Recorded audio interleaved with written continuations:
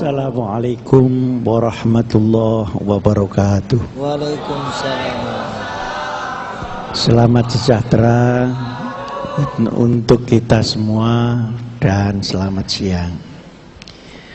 Pak Azim, para panitia, para tokoh undangan, Bapak, Ibu, saudara, adik-adik sekalian yang saya muliakan. Berbicara tentang Pancasila, kemarin saya silaturahim dengan Bu Mega. Kurang lebih jam 11, ngobrol sampai jam 12. Ya, tidak untuk apa-apa karena sudah lama tidak berjumpa, begitu saja. Di belakang ini ada gambarnya Bung Karno, pencetus Pancasila. Saya setuju kalau Ibu panitia tadi menyatakan bahwa Pancasila ini anugerah dari Yang Maha Kuasa kepada bangsa Indonesia, tentu melalui founding fathers-nya.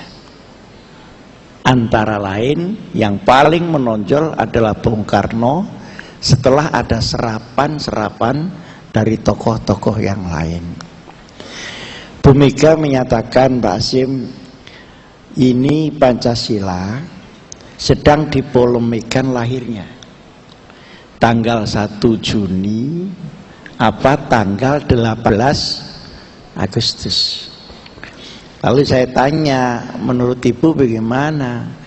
Ya itu tidak usah dipolemikkan, karena 1 Juni itu kelahirannya, 18 Agustus itu akte kelahirannya.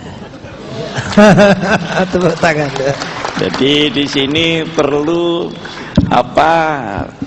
imigrasi ini untuk pencatat sipil ini mengukurkan waktu kurang lebih 1,5 bulan. Jadi 18 Agustus adalah penetapan konstitusinya tentang Pancasila itu. Nah,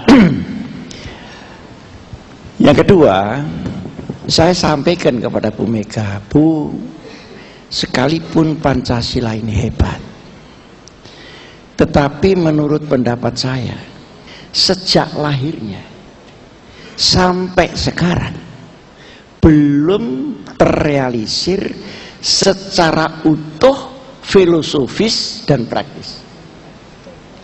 Masih terus dalam proses, termasuk ketika zaman Bung Karno.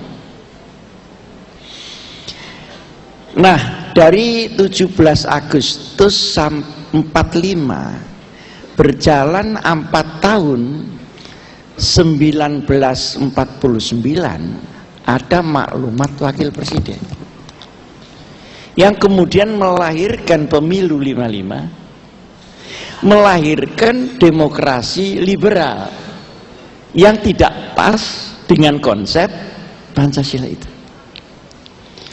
Kemudian karena terancam perpecahan ketika itu, dari tahun 45 sampai 59 sampai 49 dengan berbagai macam pemberontakan, maka tanggal 5 Juli ada dekret presiden untuk kembali ke Undang-Undang Dasar 45 inklusif mukaddimahnya yang berisi Pancasila itu.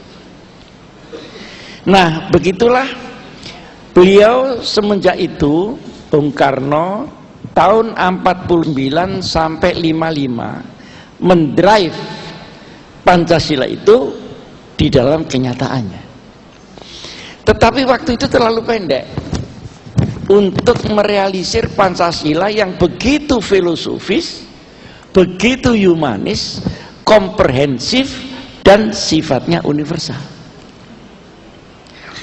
Malah belakangan masuk angin tahun 65 akhirnya terjadilah tarik menarik antara kiri dan kanan itu, kemudian lahirlah Orde Baru.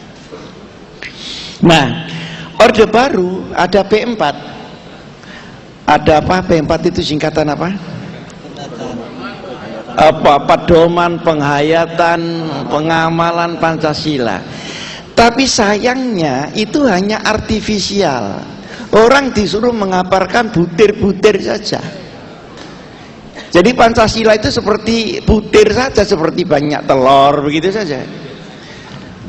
Manggala-manggalanya ini begitu aktif membuat kursus-kursus, tapi anehnya pada saat reformasi, di mana Undang-Undang Dasar 45 diubah, termasuk menabrak beberapa prinsip-prinsip Pancasila itu, yang mempelopori manggala-manggala P4 yang ada di MPR itu.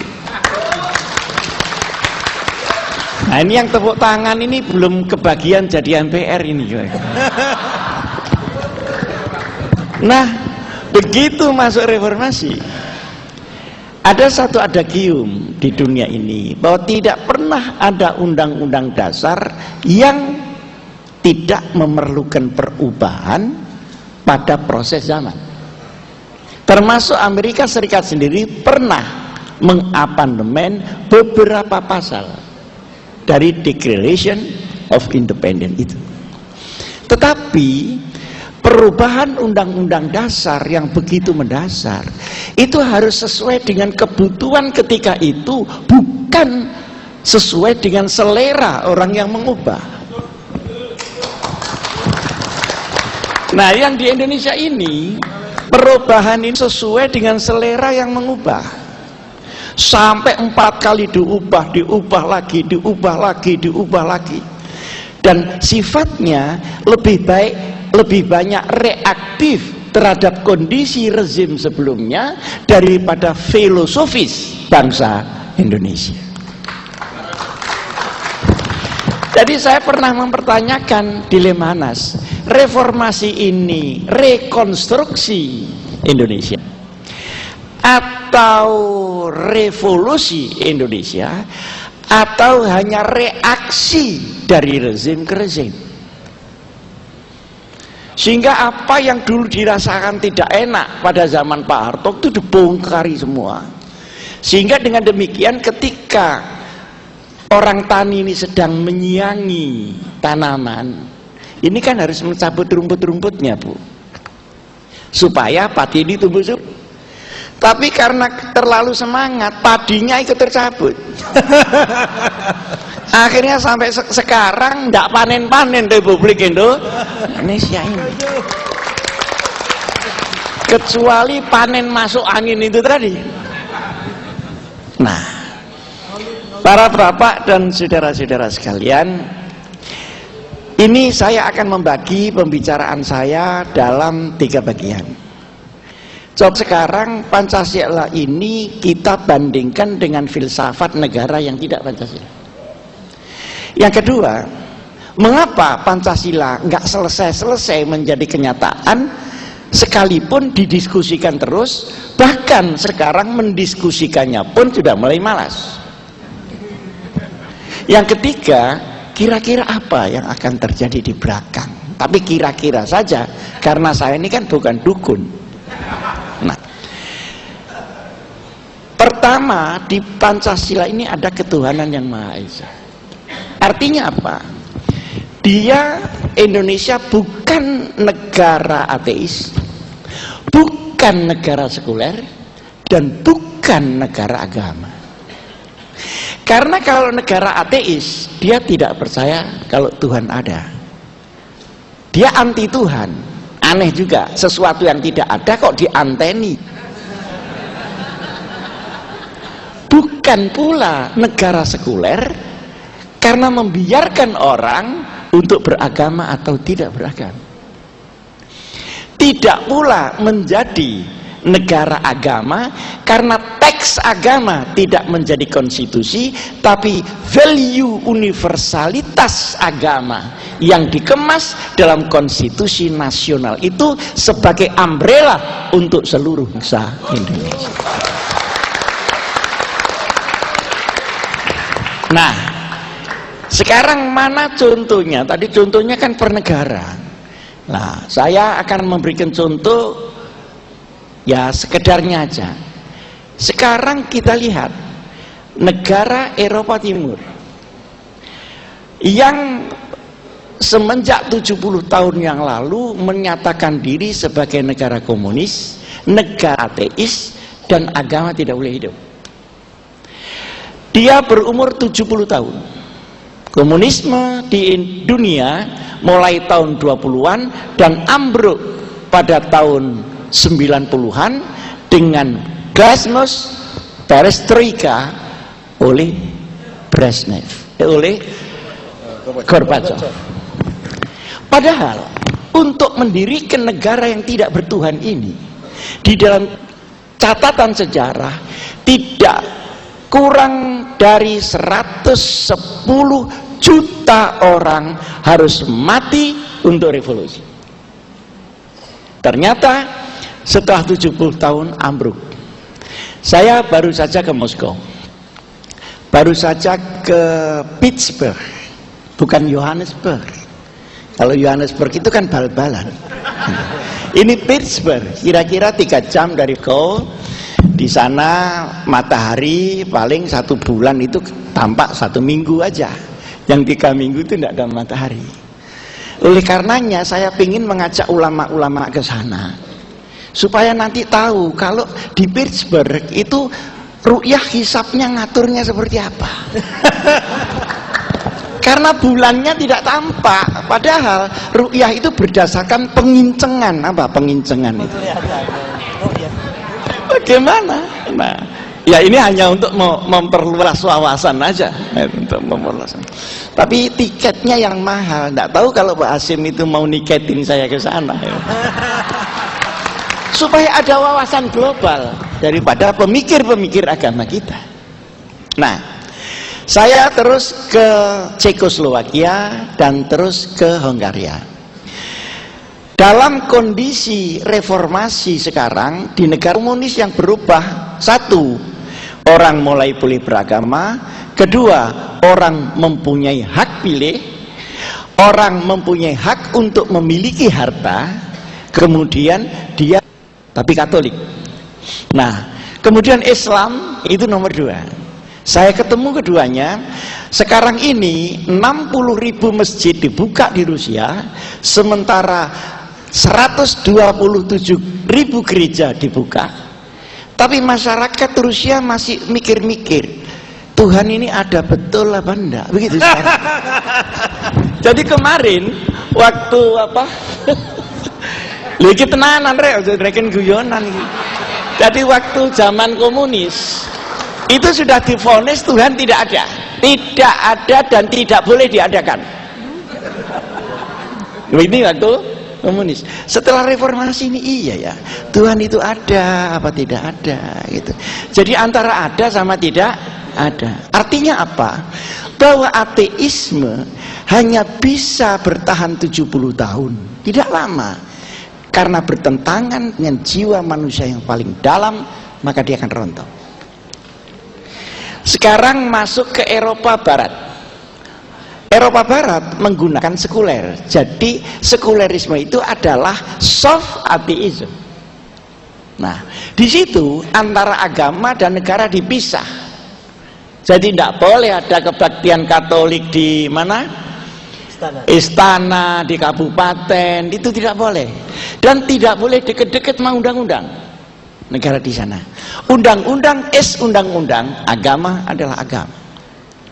Dan itu diterima oleh bapak-bapak yang mayoritas Katolik, baik yang di Vatikan maupun yang di Eropa Barat. Apa yang terjadi?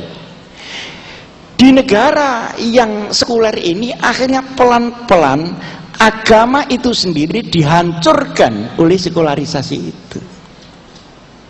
Banyak norma-norma agama yang dihancurkan melalui undang-undang. Misalnya, kita masuk di Copenhagen, di situ ada Denmark, kita masuk di Norwegia, kita masuk di Austria. Undang-undang perkawinan itu enak Pak di sana. Laki-laki boleh kawin dengan laki-laki, perempuan boleh kawin dengan perempuan. Laki dan perempuan juga boleh kawin laki dengan perempuan. Saya itu mikir, agama apa yang memperbolehkan itu? Pasti dilawan oleh Katolik, dilawan oleh Kristen, tapi terjadi oleh parlemen yang beragama Katolik itu. Nah, saya itu mikir, kalau perempuan kawin dengan perempuan, saya tidak bisa membayangkan. Tapi kalau laki-laki kawin dengan laki-laki, itu mau apa dia coba? Ini mau kawin apa mau olahraga dalam pedangan atau mau? Nah, sehingga secara tidak sadar tokoh-tokoh agama yang melepaskan balon sekularisasi ini, dia satu ketika akan dimakan oleh sekularisasi itu sendiri. Berarti tidak cocok.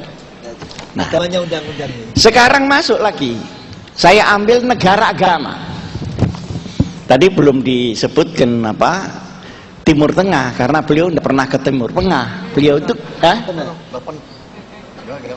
lah ya, artinya tidak mendalami masalah Timur Tengah. Nah, sekarang Timur Tengah kenapa menjadi negara agama? Karena banyak faktor. Faktor pertama, agamanya mono agama.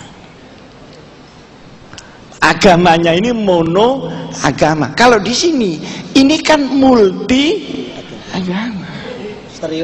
Jadi di sana itu Islam semua. Jadi kalau dikasih Islam, semua orang mau dengar. Karena yang tidak Islam tidak boleh dan tidak ada. Nah, tetapi harus diingat, agama adalah suci, negara tidak ada yang suci. Karena dia didrive oleh orang, sehingga selalu akan ada jarak antara agama yang ideal, yang suci dengan kenyataan negara, sekalipun dia mengeklaim negara agama. Saya sudah mulai dari Turki sampai Saudi Arabia sampai Teluk itu umumnya mengatakan negara Islam. Ya, ada yang tenang, ada yang setengah tenang, ada yang ribut, ada yang perang terus dan sebagainya. Artinya apa? Artinya seperti di Afghanistan, orang sesama Islam saling bunuh. Saya masuk di Pakistan. Di Pakistan itu, di Islamabad, ada satu tempat yang ditempati oleh orang Sunni dan Syiah sekaligus untuk khol. Jadi gantian gitu. Mereka juga saling bunuh. Apakah saling bunuh itu Islami? Tentu tidak. Tapi berada pada negara Islam. Artinya, ketika kita pergi ke Irak, Saddam Hussein, ada Kurdi di situ, ada kemudian Syiah, ada Sunni, itu semua juga saling bunuh. Apakah saling bunuh itu Islam? Tidak. Saling bunuh itu adalah perilaku orang Islam yang tidak paham Islam, kemudian menggunakan Islam secara tidak baik, sehingga antara Islam dengan orang itu ada jaraknya. Nah, saya alhamdulillah kalau pergi ke Timur Tengah sebagai sekjen ICIS ini, pekerjaan saya mendamaikan ini orang-orang Syiah sama Sunni yang ribut ini. Saya datang ke Lebanon, 150 ulama, 75 dari Sunni, 75 dari Syiah. Saya pidato di situ. Mereka mau mendengar karena yang pidato itu NU, Pak. Kenapa? Jadi kenapa? Karena mereka tahu kalau orang NU itu Sunni. Nah, karena orang NU Sunni, orang Sunni pasti mau dengar. Orang Syiah mau dengar karena sudah terkenal NU Hasyim Muzadi itu tidak pernah mencaci maki Syiah. Semua masing-masing pada posisi dan pikirannya asal tidak melawan Allah dan Rasulullah Sallallahu Alaihi Wasallam. Nah, pidato saya begini, ini rahasia, jangan ngomong-ngomong orang lain. Para bapak, baik yang Sunni maupun yang Syiah, kita lahir Sunni, lahir Syiah itu setelah Rasulullah Sallallahu Alaihi Wasallam. Setelah sahabat, baru di situ ada perpecahan Sunni dan Syiah. Loh, Kalau surga itu hanya ditempati orang Sunni saja atau orang Syiah saja, terus tempatnya Rasulullah yang sebelum itu di mana? Mikir juga ini serbannya itu, Pak. Mikir juga. Jadi saya minta dibedakan antara dogma agama dan pemikiran orang terhadap agama. Dibedakan mana yang mutlak dan mana yang relatif. Nah, sekarang Indonesia pakai Pancasila. Ketuhanan yang Maha Esa artinya negara ini karena multi agama, ada Kristen, ada Katolik, ada begini, maka yang dinaikkan itu jangan teks salah satu agama, tetapi nilai universal dari seluruh agama ini kemas di dalam ideologi negara Republik Indonesia. Nah, intinya itu pada ketuhanan yang Maha Esa ini. Tapi penjabaran ketuhanan yang Maha Esa dalam ritual dan dalam action ini tentu berbeda, tapi semua percaya kepada Tuhan. Yang kedua, sholat dan ibadah bisa beda, tapi seluruh agama kan minta makmur, minta adil, minta pinter, minta bersatu. Itu kan sama. Maka yang beda tidak usah dipaksa sama, tetap yang sama jangan sekali-kali dibedakan. Maka rumusannya menjadi ketuhanan yang Maha Esa, tapi tidak sekuler. Artinya agama-agama ini dilindungi. Ada orang merusak gereja, jangan dibiarkan, ada pidananya. Ada orang menginjak Quran, ada pidananya. Artinya negara tidak acuh tak acuh, tapi tidak mengatur kepada ritual agama. Ini kan luar biasa, Pak. Lah anehnya orang luar biasa itu, orang Indonesia ini yang luar biasa dibuang diganti yang ecek-ecek. Kita ini orang Indonesia punya rasa minderwaarde hate kompleks karena terlalu lama dijajah, Pak. Jadi kalau kita pergi ke Arab itu belum 2 tahun, kalau pulang itu lebih Arab dari Arabnya, Pak. Lalu ya maaf barangkali itu lalu pakai pakaian yang matanya tinggal kelihatan matanya tok, kan tambah medeni, Pak. Dan itu melanggar HAM. Melanggar HAM kenapa? Dia bisa lihat kita, kita nggak bisa lihat dia gitu. Padahal itu budaya Arab, bukan syariat. Nah, budaya Arab itu sudah ada sebelum Islam. Nah, syariat itu boleh membuka muka, membuka tangan, tapi jangan membuka celana. Jadi ini kacau, Pak, kacau. Dan ini ternyata bukan hanya yang pergi ke Arab, yang pergi ke Amerika sama saja, Pak. Ke Amerika belum 2 tahun, itu pulang lebih koboi daripada George Bush, Pak. Gayanya, pikirannya, seakan-akan tidak ada yang lebih baik daripada Amerika. Dari mana dia itu? Itu hanya karena minderwaarde hate kompleks. Dan ini tidak hanya melanda saudara-saudara yang tepuk tangan, tapi ini melanda intelektual kita dan pemimpin-pemimpin kita. Sehingga konsepsi keindonesiaan itu lalu dicampakkan begitu saja. Jadi Pancasila bukan negara agama, bukan negara sekuler, dan bukan negara ateis. Jadi adalah negara yang bukan-bukan. Negara yang bukan. Nah, itu dari segi ketuhanan. Dan kita tidak usah merasa terkekang orang Islam itu dengan adanya Pancasila. Terkekang apanya? Karena itu adalah inti daripada syariat. Kenapa tidak teksnya? Karena teksnya ini harus berjalan pada civil society, bukan pada nation state. Nation state ini umbrella for all. Kalau ingin melakukan sendiri, silahkan pada jamaiyah yang disebut civil society. Silahkan di NU, silahkan di Muhammadiyah, silahkan di PGI. Begitu. Dan konsep ini luar biasa, Pak. Coba bandingkan dengan tadi ateisme, negara agama, dan negara sekuler. Sekarang persatuan. Kenapa persatuan Indonesia? Kok tidak ditekan persatuan dunia? Loh, Quran itu bilang persatuan itu kebangsaan, Pak. Internasionalisme itu ta'aruf. Saya tidak pakai dalil karena tidak semuanya ngerti dalil. Dan yakinlah bahwa saya kiai pasti ada dalilnya, gitu aja. Pasti ada dalilnya.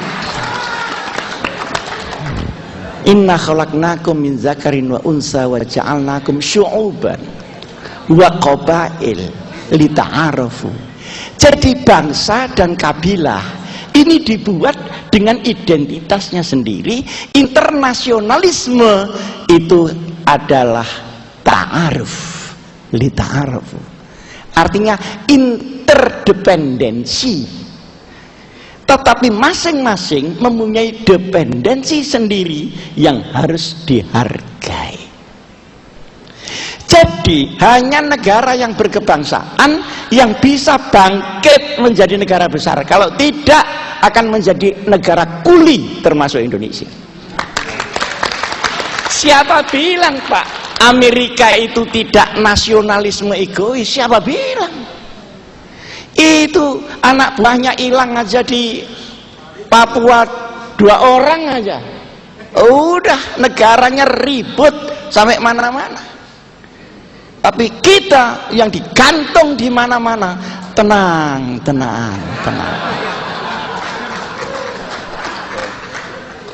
Jadi tidak ada itu. Jadi persatuan Indonesia bukan anti internasionalisme. Karena persatuan kebangsaan itu adalah azali secara filosofis. Nah, kemudian ada kemanusiaan yang adil dan beradab. Perhatikan, Pak, seluruh agama mulai dari teologi bergeser kemudian ke ritual, bergeser kepada pengabdian sosial, ujungnya kan mesti kemanusiaan, Pak. Jadi diambil ujungnya saja, Pak, bukan diambil sholatnya begitu. Ujung. Jadi hanya agama yang berhasil, yang sampai kepada kemanusiaan, maka ara'aitalladzi yukadzibu. Ini yang tidak ngerti tenang saja.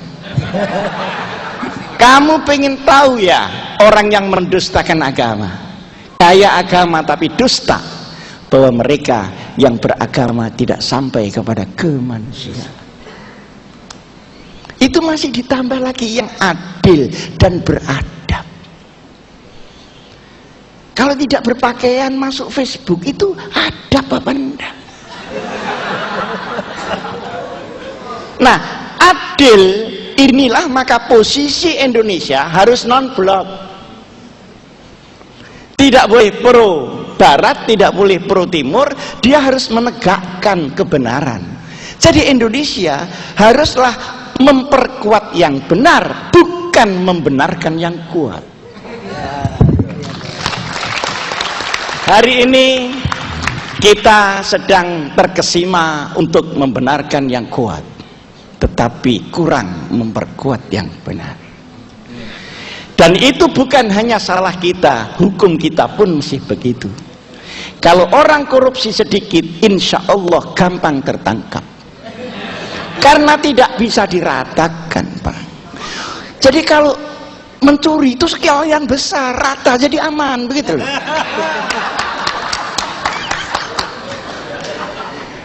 Jadi semua bicara senturi, sak DPR-nya, supaya dibuka ini seterang-terangnya, akhirnya ditutup segelap-gelapnya. Ini yang tepuk tangan belum kebagian aja, coba kebagian. Nah, artinya ini besar ini Pak gitu. Nah, sekarang kita masuk ke 4, itu lebih jitu lagi Pak itu Pak. Perhatikan Pak kata-katanya. Saya yakin bahwa ini anugerah yang maha kuasa. Kerakyatan, bukan keelitan Pak, kerakyatan. Tapi yang dipimpin. Jadi kita memerlukan bimbingan. Tidak dibiarkan hanya atas nama demokrasi yang dipimpin.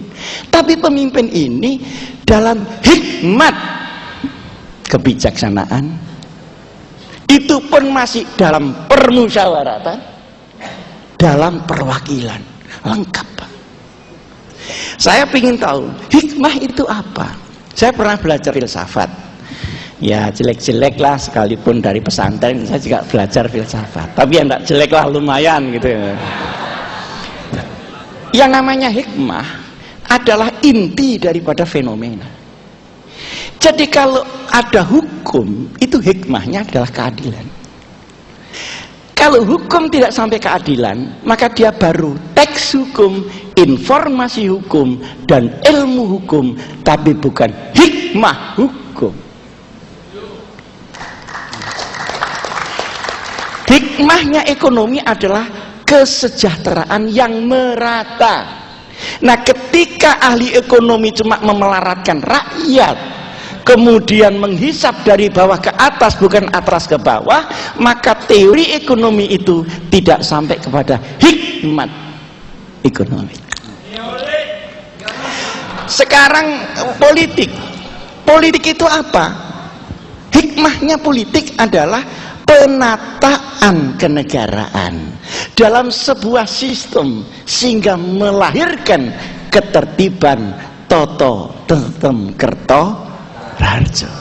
Tapi ketika politik ini menjadi politisasi dan dipolitisir, akhirnya politik artinya ngakali.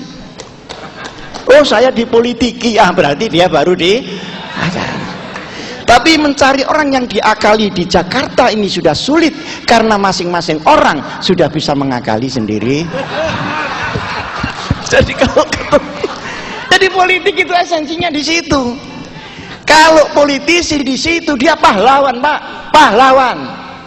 Saya masih ingat pada waktu saya kecil, kalau ada anggota parlemen datang ke desa saya, dielu-elukan oleh orang sekampung. Sekabupaten turun semua. Ini Kiai Wahid Hasyim anggota parlemen mau datang, kita datang semua, naik cikar, naik dokar. Sekarang Pak datang, ya paling dimintai uang. Mana kemarin itu? Waktu caleg kok belum lunas, ini bagaimana? Jadi ini sama-sama politisi loh Pak. Tapi politisi yang sampai kepada hikmahnya dan politisi yang sampai kepada action berdasarkan nafsunya masing-masing. Hikmah itu besar, kebijaksanaan. Jadi bijaksana, jangan maunya sendiri, dan jangan lempar tanggung jawab. Kalau pemimpin lempar tanggung jawab, dia bukan pemimpin tapi pemain, bukan pemimpin. Kenapa tidak diambil tanggung jawab itu? Saya tidak tahu, saya bersih. Bersih apa tidak? Ya rakyat yang bilang bersih. Kok dia bilang sendiri bersih? Nah, jadi antara pemain dengan pemimpin ini cuma sedikit saja bedanya Pak. Kalau pemimpin itu memimpin kita semua, kalau pemain sedang mempermainkan kita semua. Hikmat kebijaksanaan dalam perwakilan. Saya pernah usul kepada Bapak Presiden, tapi yang usul saya ya tidak didengar Pak, usulnya apa. Pak, Indonesia ini yang pilihan langsung asalnya kan cuma parlemen. Kalau ditambah ya pilihan presiden saja, yang lain-lain itu perwakilan aja. Untuk memasukkan kata-kata hikmat perwakilan. Coba sekarang pilkada di mana-mana hanya menyibukkan MK saja, Pak. Kata Pak Mahfud, 67% pilkada bermasalah. Dan masalahnya bukan hanya politik, ya ekonomi, karena sedotan dana baik di KPU maupun di kandidatnya. Belum orang-orang itu tidak mau milih kalau tidak 20 ribuan. Itu saja kalau dinaiki orang pindah, Pak. Ini bukan pengalaman loh ya. Atau dari sana diterima, akhirnya dia tidak milih, Pak, karena mangkel. Nah, ini kan sebenarnya kita mengingkari filosofi kita sendiri. Terus yang kelima lebih dahsyat lagi, keadilan sosial. Keadilan sosial itu komprehensif loh Bu, karena sosial itu ya hukum, ya pendidikan, ya perlindungan, ya ekonomi, ya segala macam. Kesehatan itu sosial. Jadi yang namanya keadilan sosial adalah keadilan komprehensif. Perkara orang kaya atau miskin jangan ditentukan oleh adil apa tidak, tapi ditentukan kapasitas dia di dalam menjalankan kehidupan. Coba. Jadi saya selalu katakan, orang-orang Islam, orang-orang seluruhnya yang beragama, orang-orang Indonesia semua, sudah jangan ragu-ragu kepada Pancasila itu. Nah, sudah, ini satu bagian. Bagian yang kedua, hari ini kita sedang ragu terhadap Pancasila. Alasannya, ternyata dari hari ke hari Pancasila tidak bisa menyelamatkan Indonesia. Sedang ragu terhadap Pancasila. Alasannya, ternyata dari hari ke hari Pancasila tidak bisa menyelamatkan Indonesia. Padahal ini bukan Pancasilanya yang salah. Pancasila tadi belum perfect di dalam tata laksananya. Seperti yang tadi saya katakan kepada Ibu Mega dan disetujui. Inilah masalah-masalahnya. Cuma setiap filosofi bangsa tidak bisa selesai dengan sendirinya tanpa diwadahi sistem kenegaraan yang menjamin terselenggaranya filosofi itu. Nah, yang menjamin terselenggaranya ini undang-undang dasar. Kurang banyak kasih undang-undang. Kalau harus diubah itu yang mepet saja, yang memang sangat diperlukan saja. Karena kondisinya memang sudah mendesak. Ya, yang dimainin itu pada tingkat undang-undang, jangan pada tingkat undang-undang dasar. Para bapak, sayangnya dulu P4 Pancasila dan UUD 45 yang di P4-kan itu hanya artifisial, tidak dihayati apalagi dilakukan. Karena yang ngasih ceramah sama yang diberi ceramah itu aslinya sama bohongnya, Pak. Ya, tapi karena ada dananya ya enggak apa-apa, mari kita bohong bersama-sama. Nah, sayangnya di situ. Satu. Yang kedua, partai itu ketika itu 3 sebenarnya sudah bagus. Tapi karena tidak dikasih bagian wewenangnya tersentral di atas, sementara 3 partai itu hanya legalisator, bukan legislator, maka terjadilah dobrakan reformasi itu. Jadi masalah-masalah sejarah ini harus diberitahukan kepada anak-anak muda. Tidak ada negara di dunia yang maju tanpa civic education. Tidak ada. Ambil mulai Australia sampai Amerika, semua negara dia punya civic education. Untuk dia tahu sejarah bangsanya, untuk dia tahu kemana saya akan memimpin bangsa ini dan apa karakternya. Sementara sekarang tidak diajarkan atas dasar demokrasi. Dan demokrasi sekarang sudah menjadi industri, namanya industri demokrasi. Kenapa? Karena dia lahir pada saat rakyat masih miskin, Pak. Sebenarnya kalau rakyat cukup pangan, cukup sandang, cukup ekonomi, cukup pendidikan, cukup kesehatan, cukup perlindungan hukum, Demokrasi itu akan datang secara natural, pelan-pelan. Tapi ketika dia di-drop dalam keadaan orang itu susah makan, Pak, maka demokrasi akan ditukar dengan sembako di mana-mana. Wassalamualaikum warahmatullahi wabarakatuh. Ya, terima kasih.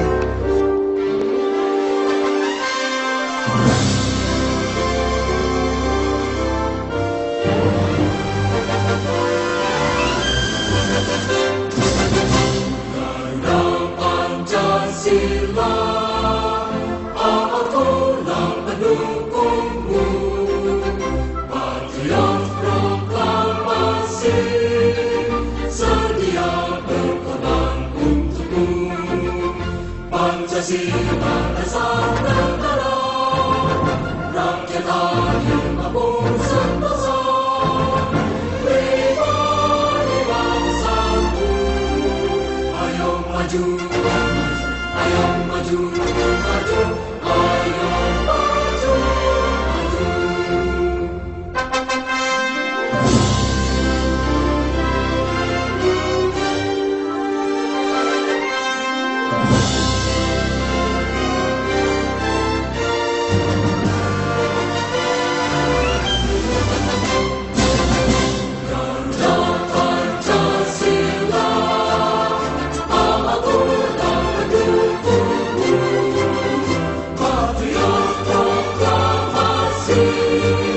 Sedia